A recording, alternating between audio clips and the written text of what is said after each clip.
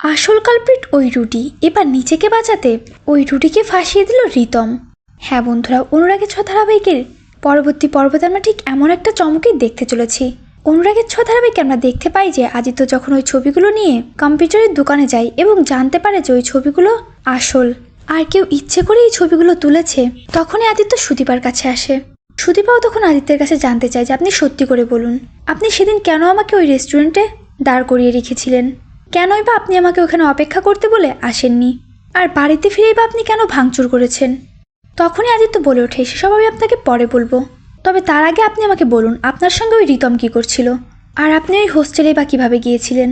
তখন সুদীপা বলে, আমি সকল প্রশ্নের উত্তর দেব আপনার, তার আগে আপনি আমাকে সত্যিটা বলুন, সম্পূর্ণ সত্যিটা বলবেন, সম্পূর্ণ সত্যিটা আমাকে জানতেই হবে। এরপরে আদিত্য সমস্ত ঘটনা সুদীপাকে খুলে বলে। যে ঘটনাগুলো শুনে সুদীপা অবাক হয়ে যায়। ঠিক তখনই সুদীপাকে আরও অবাক করে দিয়ে আদিত্য সমস্ত ছবিগুলো দেখায় সুদীপাকে, আর বলে এই সমস্ত ছবিগুলো কেউ একজন আমাকে পাঠিয়েছিল।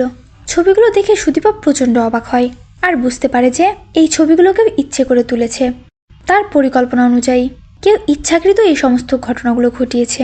সুদীপা তখন আদিত্যকে বলে ওঠে, এই সমস্ত কিছু মিথ্যে, আপনি যা দেখছেন এই সমস্তটাই মিথ্যে, এই ছবিগুলো আসল। তবে হ্যাঁ, এই ছবিগুলোর পাশে আসলে যে কাহিনীগুলো রয়েছে সেই কাহিনীগুলো এখানে নেই। এটা চক্রান্ত করে করা হয়েছে, একটা বিচ্ছিরি চক্রান্তের শিকার আমি হয়েছি। তবে আমাকে আর আপনাকে আলাদা করার জন্যই কেউ এরকম একটা পরিকল্পনা করেছে, এরকম একটা নোংরা খেলা খেলেছে। তবে আমি থাকতে কোনোভাবে ওনাদের এই নোংরা খেলায় সফল হতে দেব না। সুদীপাও তখন আদিত্যকে সেদিন কি কি হয়েছিল সেসব ঘটনা খুলে বলে। এতে করে আদিত্য নিজের ভুলটা বুঝতে পারে। তারপরে আমরা দেখতে পাই চৌধুরী বাড়িতে আসে রুডি এবং রিতম। সেখানে এসে রুডি একটা ফুলের তোড়া নিয়ে যখনই সুদীপাকে দেবে, ঠিক সেই মুহূর্তে ফুলের তোড়াটা নিয়ে রিতমের মুখোমুখি দাঁড়ায় সুদীপা আর বলে ওঠে, আপনি এতটা নিচে নামবেন আমি কখনোই ভাবতে পারিনি স্যার। আজকের পর থেকে আমার আর কোনো কথা নেই আপনার সঙ্গে আমি আর কোনো কথাই বলতে চাই না। যা শুনে তো রিতম একটু অবাকই হয়ে যায় আর প্রচণ্ড উদ্বিগ্ন হয়ে বলে ওঠে, তুমি আমাকে ভুল ভাবছো সুদীপা, এসব কিছুর পেছনে আমি নেই। আসলে এই ঘটনাগুলো যে ঘটিয়েছে সে হচ্ছে এই কৃষ্ণ রায়। এসব কিছু ওনার পরিকল্পনা অনুযায়ী হয়েছে। যা শুনে তো ওই রুডি একটু ঘাবড়ে যায়। রুডি বুঝতেই পারে না যে রিতম পাল্টি খাবে এভাবে।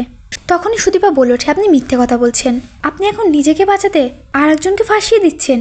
ঠিক তখনই রিতম তার ফোনটা সুদীপার দিকে এগিয়ে দিয়ে বলে ওঠে, দেখুন। আর সেখানেই সুদীপা তাকিয়ে দেখতে পায় রুডির সঙ্গে রিতম কথা বলছে। রিতম বলে ওঠে, দেখুন। তখনই রিতম তার ফোনটা সুদীপার দিকে এগিয়ে যায় আর সেখানেই দেখতে পায় যে রুডির সঙ্গে রিতম কথা বলছে। রিতম বলে ওঠে, এই হচ্ছে তার প্রমাণ, সবকিছুর জন্য আসলে উনিই দোষী।